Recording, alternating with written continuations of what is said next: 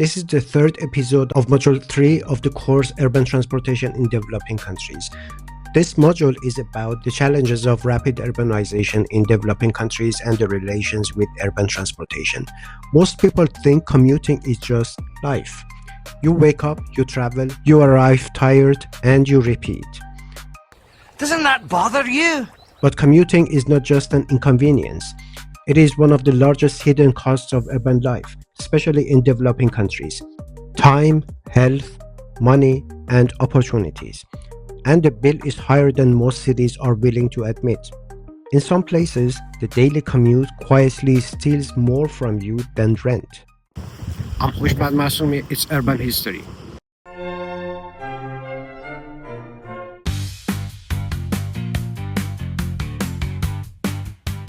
Time is the most universal commuting cost. In many developing megacities, average one-way commute times are shocking.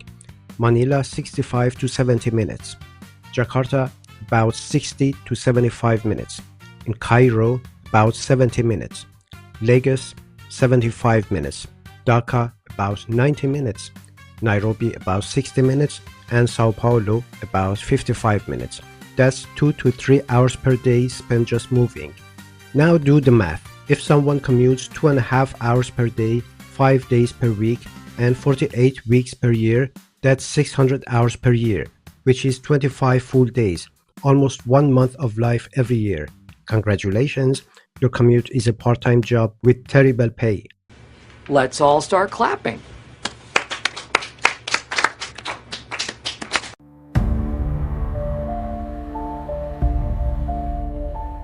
Here is where inequality enters. In developing cities, low-income households live farther from jobs. Housing near employment centers is expensive. Informal settlements are often on the urban edge. And the result is the poor commute longer, while the rich commute shorter, often by car. In Nairobi, studies show that low-income workers commute 30% to 50% longer than higher-income groups. In Sao Paulo, the poorer commuters spend up to 3 hours per day traveling, and wealthier residents often commute less than 1 hour. Time, apparently, is a luxury good. Check my ride, man. He's a Cadillac, man. Custom made.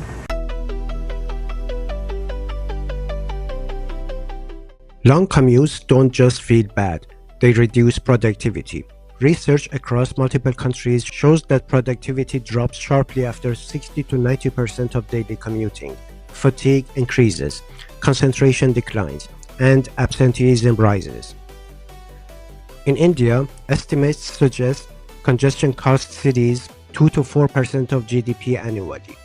In Indonesia, congestion in Greater Jakarta alone costs 4 to 5 billion US$ per year in lost productivity and fuel. Traffic is not just blocking roads, it's blocking economic potential. Commuting doesn't just cost time, it costs lungs. In many developing countries, transport is the largest source of urban air pollution. Vehicles are older, fuel standards are weaker, and enforcement is limited. Air pollution statistics are brutal. The World Health Organization estimates about 7 million premature deaths per year globally from air pollution. Road transport contributes 30 to 50% of urban PM2.5 in many cities. I have 3 examples. Delhi regularly exceeds safe PM2.5 levels by 10 to 15 times. Cairo marks among the most polluted cities in Africa. Lagos has NO2 levels far above the WHO guidelines. And commuters are directly exposed, standing at bus stops, riding motorcycles, and sitting in congested traffic. You don't just commute through pollution, you inhale it. Long polluted commutes are linked to respiratory disease, cardiovascular disease, stress, anxiety, and sleep disorders. Studies show that people commuting more than 90% per day have significantly higher stress levels, and exposure to traffic pollution increases risk of heart disease by 10 to 20%. In developing cities, health systems often absorb these costs indirectly. The commute doesn't come with a receipt, the hospital does. Now let's talk about money. In many developing countries, households spend 10 to 30% of their income on transport. For low-income households, this can be even higher. Examples: in Nairobi, transport can consume up to 25% of monthly income for informal workers. In Dhaka, Bangladesh, some households spend more on commuting than on education. In Manila, rising fuel prices have pushed transport costs beyond food for some families. And this doesn't even include lost income for long travel times, unpaid time, and missed job opportunities. Your commute might be cheaper than a car, but not cheaper than your time. Commuting costs are not gender neutral.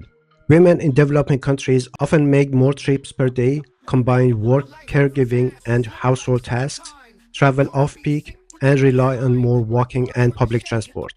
Long and unsafe commutes lead to reduced job access, lower incomes, and fewer education opportunities. In some cities, women turn down jobs because commuting is unsafe or too long, and night shifts are avoided due to transport risks. Mobility inequality quietly reinforces gender inequality. Paratransit often reduces travel time, more direct routes, flexible stops, and faster boarding. But it also brings safety risks, pollution, and stress. In Lagos, minibuses can cut commute time by 30 to 40% compared to walking plus formal buses. But accident rates are higher. Informal transport saves time today and sometimes costs health tomorrow. Urban form magnifies commuting costs. In sprawled cities, housing moves outward, jobs stay central, and distances grow. A worker living 25 kilometers from the city center spends more time, spends more money, and inhales more pollution. Meanwhile, central residents walk, cycle, and commute short distances. Cities distribute opportunities by distance, and distance is never neutral. Long commutes affect family time, education, social life, and mental health. In surveys from multiple cities, long commuters report lower life satisfaction, higher burnout, and less community participation. People adapt by working closer to home, often lower pay jobs, moving to worse housing, and sacrificing leisure and rest. Your commute quietly decides how much life you get to live. Why don't cities treat commuting as a crisis? Because time losses don't appear in budgets, pollution costs are delayed, inequality is normalized, and commuters adapt silently. Congestion shows up on roads, commute costs show up in lives. Invisible problems are easy to ignore. Cities that reduce commuting costs do a few key things: bring housing closer to jobs, invest in high-capacity transit, improve walking and cycling access, reduce car dependency, and coordinate land use and transport. They don't just move people faster, they shorten trips altogether. The best commute is not a faster one, it's a shorter one. Add it all up: lost time, lost productivity, health impacts, pollution, and inequality. Commuting costs cities billions every year, but individuals pay daily and quietly. Traffic is loud, commuting costs are silent. Now let's turn this back to your daily life. How long is your commute? How much time does it steal every week? How much of your income goes to transport? Does pollution affect your journey? Do different groups in your city pay different commuting costs? And the big question: if your city wanted to reduce inequality tomorrow, would it start with roads or with commuting time? Share your city and your experience in the comments, because commuting costs may be personal, but the patterns are global. The next episode will be on infrastructure gaps in African and Asian cities and why supply never catches up. Let's keep following the real cost of rapid urbanization.